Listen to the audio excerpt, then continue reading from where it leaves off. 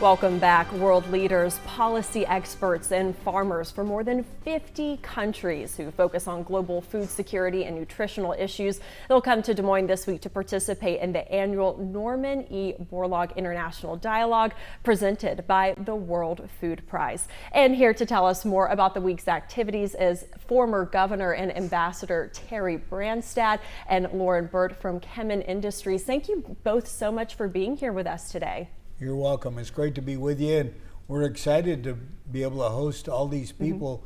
I think we'll have over 1,400 people from all over the world that'll be here this week. That's exciting, and it all kicks off tomorrow. Can you kind of talk about just the significance and the work that's being done with the World Food Prize? Well, Norman Borlaug, who grew up on a farm in northern Iowa, got the Nobel Peace Prize.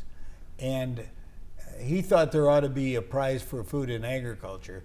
But it wasn't in Alfred Nobel's will, so they decided not to do it.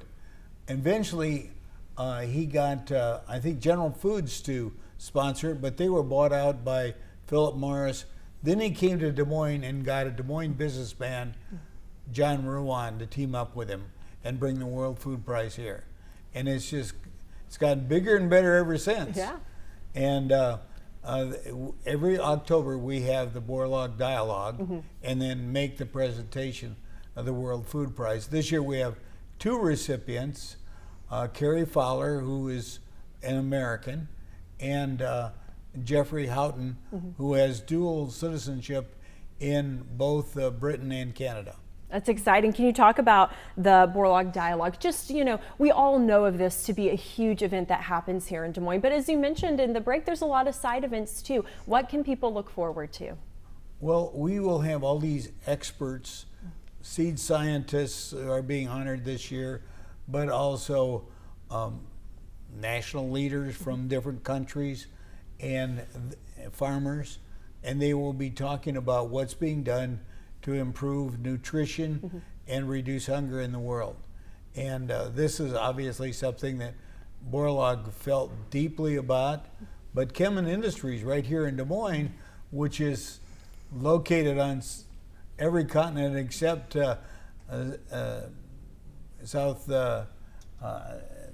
except Antarctica, they are also very involved in this. And they are a company that we're really proud to have headquartered in Iowa. Can you talk about Kemin's role in this as well? You know, when we're talking about, you know, solving world hunger, putting, you know, getting rid of food insecurity, it's much easier said than done. There's a lot of work that goes into that. Yes, absolutely. And Kemin is a B2B global ingredient manufacturer, and we have many customers around the world in food and food technologies. And so not only are we passionate about it for our customers, but really looking at how do we eradicate food insecurity. Recently it came out that 1 in 11 people in the world are hungry. And Kemin is very passionate and believes that food is a right, not a privilege, and food should be not only available, but safe and healthy. And so we dedicate a lot of our time and passion to looking at the global food supply. Can we kind of talk about that behind the scenes work? You know, I was mentioning, you know, I go to the grocery store, I buy my food. I don't think about all the nuance that goes into having this food available to me and having it be healthy and safe. Can you kind of talk about just that global work? The World Food Prize, you know, looks to honor and celebrate this work. Well, we have a staff and a lot of volunteers here, but then we also bring in all these experts from around the world. This morning I got a chance to talk to the fellows who are from the USDA fellows, and they could be future recipients of the World Food Prize. These are ag researchers and people that are really knowledgeable on these food issues. And of course, this is the first year we're starting with the TAP Award.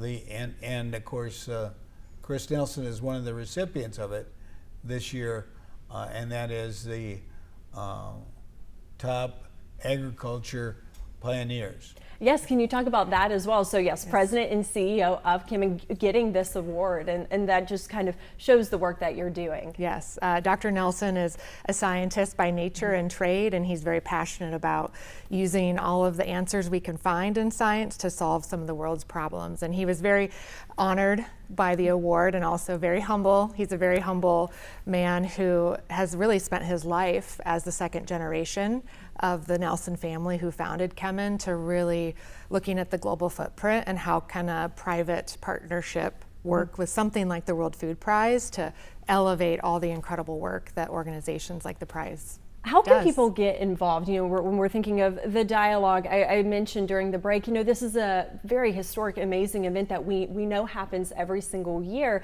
But you said there are also still tickets available as well for people to attend It's still and not participate. too late to sign up. Okay. And so we have the Borlaug Dialogue going on Tuesday, Wednesday, Thursday, and then the presentation of the World Food Prize at the Iowa Capitol House of Representatives Chamber on Thursday night. The governor also is going to be hosting a reception before that. So it's going to be a big time, and we're proud to bring all these world leaders in food and agriculture to Iowa.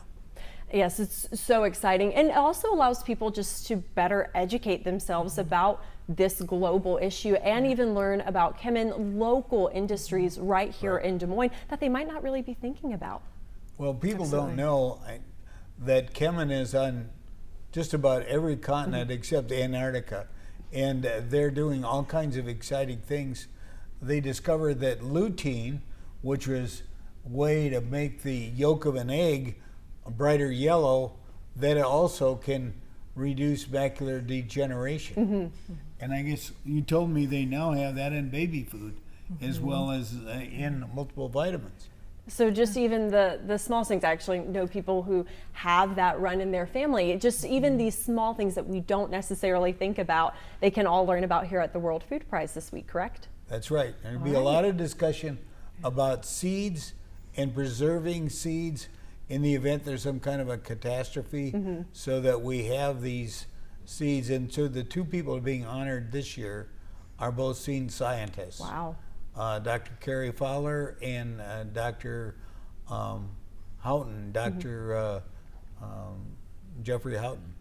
Wow, amazing stuff all happening this week. I want to thank you both so much for taking the time to chat with us. And this will also be on our website as well, so people can get those tickets to learn all about the amazing work that's being done globally, but also right here in Des Moines. Thank you both. It's great to be here with WHO. Thank you. Oh, thanks. Thank you for having us. Of course, stay with us. We'll update you on all your top stories and weather when the news at noon returns.